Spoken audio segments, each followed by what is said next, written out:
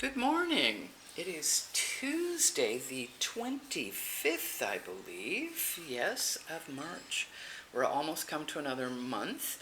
I'm sure in where my daughter lives in Canada, it's wild, blustery weather because that's the winds of March and you never know what to expect. I can remember one time in April, this was in April, probably mid-April, we had a huge snowstorm. Everything was shut down for days, actually. The roads were shut down. Couldn't get anywhere. So, weather changed. Yes, but everything changes. So today we're going to do a little meditation on compassion. And first we'll do kind of a little talk about sort of things that I see happening in the world. But then we'll do a short meditation, which you can lengthen out any of these, but I just do them short here to give you an idea. And this one is on compassion. It's something that seems to be a little short-sighted in some parts of the world. Do you know where it stems from, really, though? The lack of compassion is the lack of compassion to self. And thinking that you don't deserve compassion, or you don't understand the concept of compassion, or you don't think you're enough, or you're constantly critical of who you are, those type of things. So what I've found, and this is, yes, I've studied things and I've read things, but this is my own journey of finding my own compassion for myself. And today they're doing a fence, and so you will be able to hear the noise in the background. That is a part of the meditation, to deal with the sound and not let it distract you. I'm hoping it stops, that what they're doing they don't have to do for very long. So in looking at compassion, what I found was that I hated myself. So as a person that hated self, right, the person, the body, everything about me, I was not this, I should have been that, I should have been something else, right? I grew up hating who I was. Thus, I could self-abuse myself because I knew nothing different, and it was the programming that I had to self-abuse, to run away from these feelings, these inauthentic, right? So what I had to learn to do in my path of healing was be compassionate to self. The Buddha says the same thing. Any meditation or any compassion or loving kindness meditation that you do, you always start with self, right? Because you need to be able to have the full cup to give out to other, and then you give compassion out to a group of people, the people that are close to you. May we be held with compassion. And then further out to all of mankind and any sentient being. That's a loving kindness meditation, compassion meditation. You see, back in the Depression, because we're headed for, as you know, we're in this really chaotic period of time, this era of change, right? Been going on forever, but really rapidly in the last 5 years, which has really thrown a curve into people. And it was methodically done to this, especially in westernized countries, this dissolving of the social bonds, the breaking of the bonds, that the bonds aren't there. During the Depression, when the stock market crashed, people got along really because they worked together. They may not have cared too much for each other, that's a whole different thing, but they knew that if they didn't work together as a group, not everybody would survive. It's a survival mechanism, right? And we don't have that. And they used to grow victory gardens right out on if you were in a city area, different areas that you could grow food, they grew food. They knew how to take care of themselves. That is not the case now. So we really need to work on compassion for self, understanding programs by quieting the mind and doing these, you're quiet for a period of time, that you can become more familiar with self-reflection, right? And being able to go inside and understand the whole concept of going, what does that mean? Go inside where, right? Yourself, right? To all those different plays of thoughts. To understand who you are and to get to know how your body works and understand, because in that hatred period that I had, I had lost connection between my mente, my mind, my spirit, my soul, and my body. And I had to reconnect it. And I did, using exercise, weightlifting, changing my diet, stopping the alcohol many years ago. But hey, I still Your whole life, right? It's a journey. So I saw something in the headlines again today, and I saved it, that really outlines, and this compassion feature, if you can't have compassion for yourself and don't know yourself very well, you may walk down a path that maybe you really don't want to walk down, right? Because they're pushing, you can see this transhuman agenda getting more and more and more, and it's coming at you through the medical field. That's where it's coming. So I showed and I've discussed the guy that he's 47, spends a couple billion, Byron Johnson, I think his name is. He looks like Data from Star Trek. He doesn't look real, and I don't think he looks good. And he has this, there's something missing. It's already like a machine. You look at him, there's no vitality there. So the vitality, he's like a machine, a walking, talking machine. And for all, who the hell knows? Well, now there's a woman. Same thing, but she's younger. She's in her 30s, and she wants to live to be 150. And again, it's all technology. She has this that monitors this, and I get this monitor, and I go to here, and I take 20. Let me tell you something. I don't care what the fuck you're taking. I don't care what you're putting in your mouth. It goes through your liver and kidney. That's where it does. You don't absorb it all, right? It's waste product that has to be worked through your detoxification system, which is your liver and your kidneys, and you'll burn them out. These people won't live. This is an experiment, and it's to get the public use to the idea that you can custom design, you can go in there with CRISPR and change genes, right, and become transhuman. And when you become transhuman, let me tell you something, when they start putting chips, nano shit inside you, you can't go back. You don't go back, and they become machines. This is what we're seeing. That woman, she's got that same, almost plastic, like a wax. Like, that's what it reminded me of. I'm sure younger people have never been to a wax museum. But you go, there's a look. And this is what these two techno freaks that are biohacking, that's what they look like. They look wax. They don't look real, and there seems to be no spark to them. No spark at all. They don't seem to be there, right? Maybe as this on-off binary materialism, physicalism. It's a theory that that's all we are, and that there's no, mente is just brain activity. Your memories are all stored here, and you're not connected to anything. And so that if you work, it's like your new computerized cars. You just plug them into the thing and has out the outlay, and then you put more chemicals in your body, and then you take more oral chemicals in your body, and you're utterly regimented with what you do because you're obsessive compulsive, and you're a narcissist. No, I watched you can see I'm passionate about it. I watched a good thing about narcissism. Joe Dispenza, and his theory on it, what it is. And they're creating a whole army of narcissists. It's so prevalent in our society because you can create them. Trauma is a good way to start the ball rolling. Is that negative energy, because we are energy fields. There's higher energy field, love, compassion. We're doing loving compassion meditation today, right? And then there's lower, which is hate, jealousy, greed, all of that. And it opens up areas for more negative energy to attach to you, because we're in fields of energy, and there are energy vampires in these fields of energy. And if you human beings don't understand that, you become the meal of whatever these energies are that feed off you. He calls it a demon. What are they? We don't know. You see, we really don't know, because the science ain't settled on very much, actually.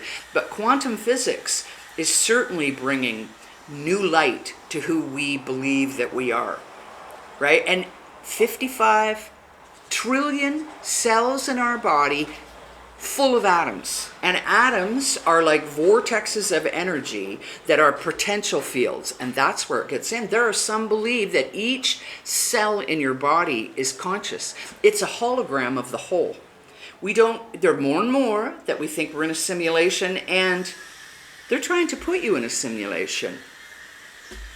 With this, everybody has their own feed. The younger ones especially so, that you are merging with the machine. This is the merging. And to your own what can I say, unique world view, because it's giving you the world view that it wants you to have, right? And the world view for younger people now, and older people, I'm sure will get on the fucking train, the ones that can afford it, is transhumanism. To change your body into something that it's not, and once you change that body to that, you can never, ever, ever change it back. You lose what it is to be pure human. And being pure human is having human traits, which are kindness and love and joy and peace and feelings, a range of feelings, from the melancholy to the sad, to the happy, to the joy. You can't have one without the other. If you're flatlined and gray, you're a machine and you're already dead. So I've talked about the gray people because I think they're everywhere. I've talked about this sort of battle that's going on between materialism, physicalism, and spirit, consciousness. And so as you do a meditation, you are pulling away from that world, because what they're selling you there in transhumanism, you have the ability to do in your own body.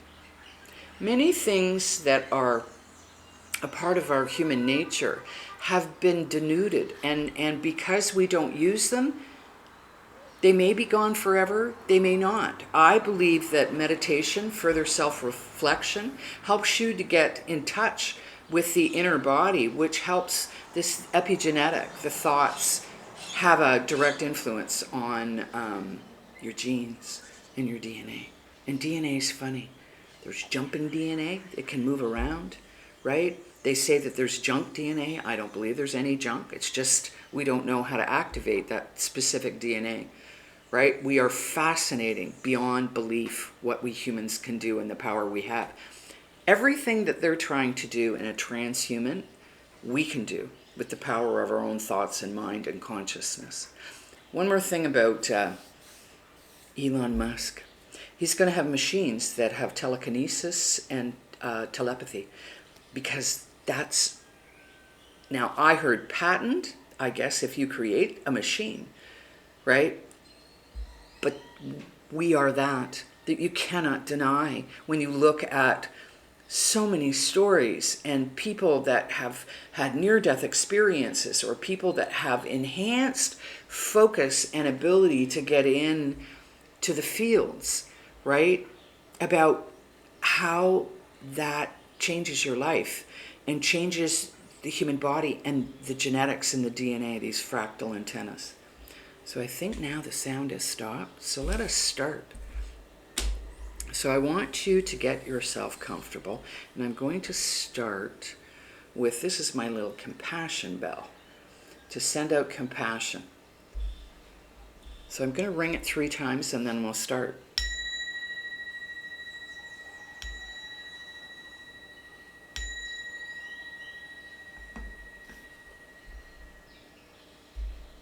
I want you to either be lying down in a comfortable position or sitting up. I always, and I've said that before, in the morning I always think it's better to sit up. It gives you more energy, unless you're going to bed because you worked all night. So get yourself sitting in a chair, and again, because you want to connect the mental with the physical, I want you to actually feel your body. Just feel the buttocks in the chair, the feel of what that feels like to be sitting down, right? What it feels like to be in the position where your feet are in space and time, where your body is in space and time. That's important. And then we're going to take our attention and we're going to set an intention. So with our attention, we are going to set an intention. And the intention for today is loving kindness, right? And spreading loving kindness to ourselves, to the people that we hold the dearest, and then the people all over the world, realizing that we're all connected. We are all one in the consciousness realm, and that it's way past time that we start to put out in the field what we'd like to get back, what we'd like to see, a thriving world with conscious beings, conscious human beings that care about self and others. Do unto self as you would do unto others. Do unto others as you would do unto self.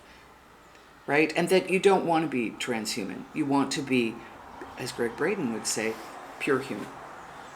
So that is your intention, loving kindness. Self and then out. So you're going to breathe in. I'll take my glasses off. You're going to breathe in through your nose. Then out through your mouth. Remember, you want the inhale to be shorter than the exhale. And I really want you to push out everything. So you're going to breathe in. Breathe out. Breathe in. Breathe out. If you find it hard to get your mind to be easy, really just focus the attention on the feeling of the air going in through your nostrils. In and out, and the way the air feels when you push it out. Don't force the breath. It should be gentle and easy. In, out. I'm going to ask you, if you haven't already, to close your eyes. Or some people feel more comfortable with just a soft focus. But when you want to do visualizations, much better to have your eyes closed. So I'd like the eyes closed because we'll do visualization. So another breath in. And out. So I want to imagine your body suspended in space, connected from the top of your head. Bring your attention to the top of your head and connect it up to the vastness of the universe.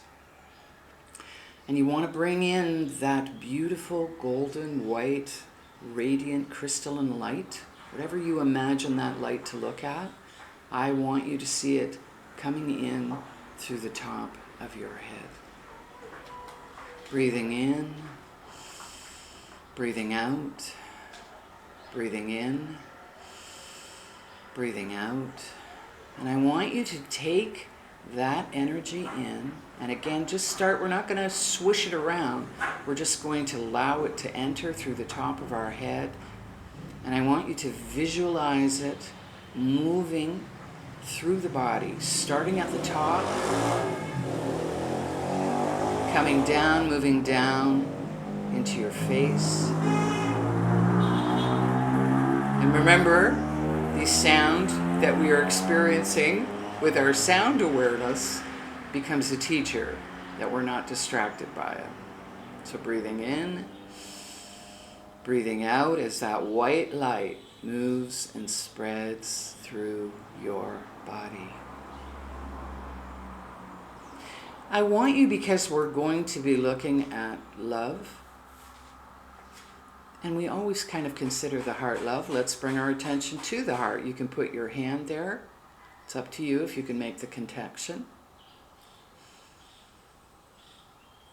And I want you to see in your mind's eye and feel the emotion of great affection and love for your heart. And I want you to send that energy to your heart. You can send it as light, you can send it as words, you can tell the heart how you love it for all it does. I want you to feel that love energy starting in the heart, that golden light radiating out, and out through the body. And that as you're breathing in and out in a gentle fashion, I want you to say or think in your mind's eye, may I be held with compassion. May this spirit that I am be held with compassion, and feel with that love, care, how you would care for your pet or someone you care about, your child. Feel that energy and turn it to you as a bright, radiant light starts in your heart, and that heart energy moves out and through your body and out into your consciousness field. Breathing in, breathing out. Now in your mind's eye, I want you to bring awareness, all the people, all the sentient creatures, doesn't matter if they're humans, that you love and care for. I want you to take that heart energy, that bright ball of heart energy of love, and radiate it out to them, each and every one. That warm, loving feeling. I want you to repeat, may we be held with compassion. I want you to sit in that feeling, what it feels like to radiate this positive, bright energy, radiating from your heart out through your consciousness field, out into the field of energy itself. I want you to see that in your mind. That picture is unique to you. How you send the energy, how you see, how you imagine that energy to look. That's your creative life force. Breathing in, breathing out. Breathing in, breathing out. Now I want you in your mind's eye. I want you to be sitting atop the world. I want you to look down and envision the world below you. All the mountains, all the people, the water, the oceans, everything, every sentient being on this beautiful planet, this beautiful place that we live in. And in your mind, I want you to say, may we all be held with compassion. And I want you to send that radiant, beautiful heart energy out into all creation. You can send it to the universe. It can be the world all. It can be everywhere. Have it start in the heart and radiate out in your consciousness field, out into the fields of energy that surround you.